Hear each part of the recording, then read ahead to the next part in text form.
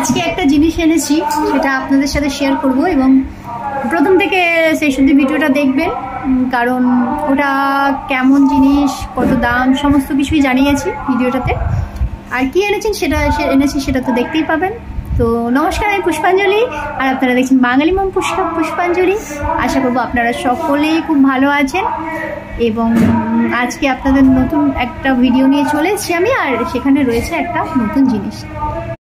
তো আজ নিয়ে চলে এসেছি একটা এয়ার ফ্রায়ার। তো অনেক দিন ধরেই ভাবছিলাম, যেহেতু এখন একটু হেলদি খাবার দিকে বেশি ভালো লাগে, আর সেই জন্য যে তেল দিয়ে কীভাবে রান্না করা যায় সেই দিক থেকেই এয়ার ফ্রায়ারের মানে ভাবনা আসা। আর আজকে গেছিলাম একটু বড় বাজার একটা কাজে, তো মনে হলো দেখি যদি একটু সস্তায় বা ভালো কোম্পানির মোটামুটি একটা এয়ার ফ্রায়ার পাওয়া যায়। এখানে আমি জাপানের একটা 3 লিটারের নিয়েছি। খুব বড়টা নিলাম না, কারণ খুব বড়টা নিলে আগে তো দেখি কীরকম মানে কেমন হয় না হয়, আর কত বেশি হয়তো ইউজ করা হবে কি হবে না, তাই ছোটোখাটো দেখে একটা নিলাম। আর এটাতে বলো 3-4 জনের খুব আরামসে হয়ে যাবে।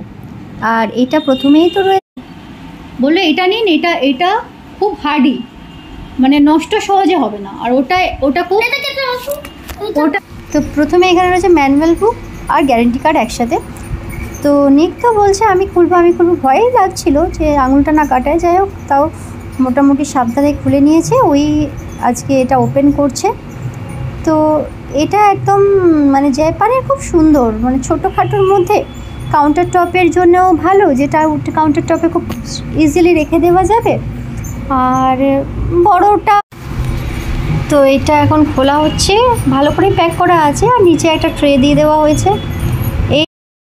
এটা হচ্ছে ট্রেটা, এটার উপরে মানে তন্দুরি করলে করা যাবে। আর নর্মালি এটা কিন্তু আলাদাভাবে নিচেই রেখে করা যাবে, মানে এটার বেসটা নিচের ইয়েটা ওটাতে রেখেই করা যাবে। তো দেখাবো আপনাদের। আর এইটার উপরে সব দেওয়া আছে ক মিনিট, তবে বেশি কিছু দেওয়া নেই, কয়েকটা রান্নারই দেওয়া আছে কত মিনিট লাগবে। তবে এটার একটা প্রবলেম বলবো না, মানে যেহেতু দামটা একটু কম, তো আর এটা যেহেতু একটু ছোটো, যার জন্য এটার মানে অত বেশি কিন্তু ফাংশন নেই। মানে এখন অটোমেটিকগুলোতে যেমন ফিলিপস হেভেলস এগুলোতে কিন্তু টাচ স্ক্রিন রয়েছে, তারপরে টাইমার রয়েছে। টাইমারটা এখানটাতেও আছে, কিন্তু মানে যে টেম্পারেচারটা সেট করার ব্যাপার আছে, কিন্তু এখানে সেটা না। একই হিটে মানে একই টেম্পারেচারটা সেমই থাকবে, কিন্তু টাইমটা ম্যাটার করবে, যে কোনটা 15 মিনিট দিতে হবে, 10 মিনিট দিতে হবে, 20 মিনিট দিতে হবে। তো কয়েকটা রান্নার লেখা আছে, আর জানি না ম্যানুয়ালের ভেতরে যদি লেখা থাকে। কি এয়ার ফ্রায়ার ঘুরিও না মামা। আচ্ছা কি কাউন্ট করছে? হ্যাঁ আচ্ছা কাউন্ট করছে। আচ্ছা কি করবে তুমি বলো, কি করবে এটাতে, কি রান্না করবে বলো। সরি করো না, কি করবে না, ওপরটা খুলো না, তুমি বলো কি করবে। এখানে বানানো যাবে, এখানে চিংড়ি মাছ বানানো যাবে, ড্রামস্টিক বানানো যাবে, শ্রিম্প বানানো যাবে। কি এটা? Spear ribs. আচ্ছা, রিবস বানানো যাবে, fish, peanut, popcorn, sausages, cookies, cake, tofu, সমস্ত কিছু বানানো যাবে। আর তুমি কি করবে? এই সবগুলো করবে। আর এমনি তোমার তুমি কি করবে? ব্যাস অত করতে নেই। তো চলুন, নতুন জিনিস যখন এসছে তখন উদ্বোধনী করে দেওয়া যাক। তো ফার্স্টেই বানাচ্ছি ফ্রেঞ্চ ফ্রাইস, নিকের খুব ফেভারিট ফ্রেঞ্চ ফ্রাইস। তো এইখানে আলুগুলো ধুয়ে ভালো করে, এরপরে কাটাটাই হচ্ছে ফ্রেঞ্চ ফ্রাইসের মেন, কারণ আলু ভাজার মতন কাটলে অত সরু করে কাটলে হবে না, এটা একটু মোটা করে কাটতে হবে।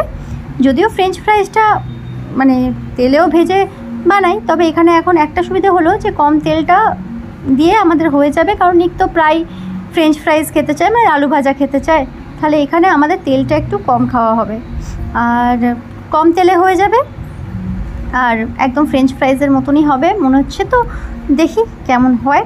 আর এটাতে আরও অনেক কিছু, পিৎজা, বার্গার, তারপরে কুকিজ, কেক। অ্যাকচুয়ালি এটা আমার বিশেষ করে নেওয়া নিকের টিফিন বানাবার জন্য, কারণ সকালবেলা উঠে যখন কিছু ভাবি যেটা বানাবো, তখন টাইম নেই, এবং বিভিন্ন রকমের জিনিস বানিয়ে দিতে পারবো কম তেলে, সবথেকে বড় কথা।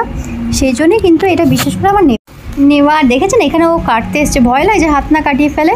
একটু করার পর বুঝলো যে না, এটা আমার কর্ম নয়, দিয়ে আমাকে ওটা দিয়ে দিল। তো এখানে 3টে আলু কেটে নিচ্ছি, কারণ সবাই বলেছে একটু বেশি বেশি করেই খাওয়া হবে আর কি। তাহলে যখন একটু বেশি বেশি করে খাওয়া হবে তাহলে একটু বেশি বেশি না হয় করা হোক। আর দেখবেন প্রথম প্রথম কিছু এলে তখন সেটাতে বিভিন্ন রকমের জিনিস দিয়ে করতে ভালোই লাগে। আর মনে হয় যে নতুন জিনিসটাকে যতক্ষণ না ওটাকে উদ্বোধন করা হচ্ছে, যতক্ষণ না ওটা দিয়ে কোনো কিছু বানানো হচ্ছে, ততক্ষণ যেন মনটা শান্তি পায় না। তো এখানে আমি আর 3টে আলু কেটে নিয়েছি। আলুটাকে আগেও ধুয়ে নিয়েছি, তবে আরেকবার ধুয়ে নিলে ভালো হয়। আর এটাতে আগে নুন হলুদ মাখাবো না, একদম ওটাতে দিয়েই লাগাবো, কারণ মনে হচ্ছে যে নুনটা দিলে যদি আবার জল টল কেটে যায়, তার থেকে ভালো এটাকে ধুয়ে একটু ভালো করে শুকিয়ে নেব। তারপরে নুন হলুদ মানে ওই ফ্রায়ারে দিয়েই কিন্তু নুন হলুদগুলো আমি মিক্স করে দেবো। তো এইগুলো একটু মোটা মোটা করে কাটার পর আবার একটা করে কাট লাগিয়ে দিয়েছি, যাতে একদম ফ্রেঞ্চ ফ্রাইজের মতন সরু সরু হয়। যদিও অতটা প্রপার করতে পারিনি, তো যাই হোক প্রথমে ইয়েতে একটু তেল ব্রাশ করে নেবো ভালো করে। এই দেখুন, এটা হচ্ছে আসল জায়গাটা। আর ওপর থেকে একটা ট্রে দিয়ে ওই যেগুলো আপনার ওই কী বলে ওগুলোকে, মানে কিন্তু এইগুলো আমি এই ডাইরেক্ট এই দিয়ে দেব। তো ফার্স্টে এটা যেটা করতে হবে সেটা হচ্ছে খুব ভালো করে অয়েল ব্রাশ করে নিতে হবে, বেশি নয় তবে প্রপারলি করতে হবে অয়েল ব্রাশটা, কারণ অয়েল ব্রাশটাই হচ্ছে জিনিসটা হালকা তেলে যেটা হবে, যেটা ডিপ আলু ভাজা মানে আমরা তো জানি একদম ডিপ তেলে ফ্রাই করা। আর এটা এখানে আমি জাস্ট অল্প একটু আধ চামচও নয়, অল্প একটু তেল নিয়ে নিয়েছি। আর এগুলোকে এখানে আমি একদম ডাইরেক্ট দিয়ে দিচ্ছি আর নুন হলুদ দিয়ে দেব। তো এটা ভালো করে আর একটু শুকাতে হতো, কিন্তু আমি অতটা মানে শুকানোর সময় অতটা ভালো করে বুঝতে পারিনি। এখন দেওয়ার সময় দেখছি একটু একটু জল রয়ে গেছে, আবার একটু ভালো করে জলটাকে ঝরিয়ে মুছে তারপরে এখানে আমি দেব। অয়েলটা ভালো করে নিচ্ছি। আর জল হয়ে গেছিলো বলে অয়েলটাকে আবার ভালো করে করে আমি আবার ব্রাশ করলাম। তো এখানে আলুগুলো দিয়ে দেবো, তার উপর থেকে আমি নুন হলুদটা ছড়িয়ে দেবো, কারণ ওই আগেই বললাম যে নুনটা দিতে ভয় লাগছে যদি নুনে জল কেটে যায়। তবে আজকে ময়দা টয়দা কিছু দিচ্ছি না, একদমই ডাইরেক্টলি যেমন নর্মাল আলু ভাজা বানানো হয় তো সেই রকমই দিচ্ছি। দেখি কীরকম হয়, নাহলে তো মানে যেটা অ্যাকচুয়াল ফ্রেঞ্চ ফ্রাইজ হয় সেটাতে তো একটু ময়দা মিশিয়ে একটু ফ্রিজের মধ্যে রেখে আবার ঠান্ডা জল থেকে গরম জলে নিয়ে শুকিয়ে ওই জন্য একদম ক্রাঞ্চি হয়। কিন্তু এখানে আমি নর্মাল আমরা যেমনি আলু ভাজা করি, যেটা আমরা অনেকটা তেল দিয়ে ভাজি, সেটাই এখানে আমি চেষ্টা করছি বানাবার। দেখি কেমন হয়, প্রথম তো খুব বেশি এটা ওটা করতেও মানে ভয় লাগছে যে এখন যদি পুড়ে যায় বা ঠিকঠাক না হয়, তাই জন্যে এখানে এক্সপেরিমেন্টটা একটু অল্প দিয়েই করছি। তো এখানে এটা লাগিয়ে দেবো। আর যেহেতু বললাম এটাতে কোনো টাইম মানে সেট করার টেম্পারেচার সেট করার ব্যাপার নেই, তাহলে শুধুমাত্র টাইমারটাই দিয়ে দেবো।